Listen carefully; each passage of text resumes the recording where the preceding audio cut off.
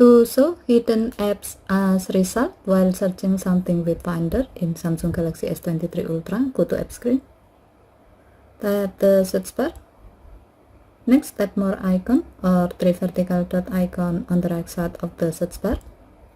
And then select Setting. Now tap the gray on offset next to Show Hidden Apps to enable this option. When the switch turns blue, it means that this option is on.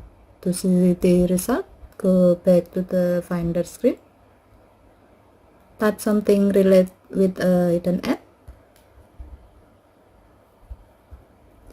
You can see that your phone will show hidden app that's related with the keyword as part of the search result. Okay, thank you for watching. Have a nice day.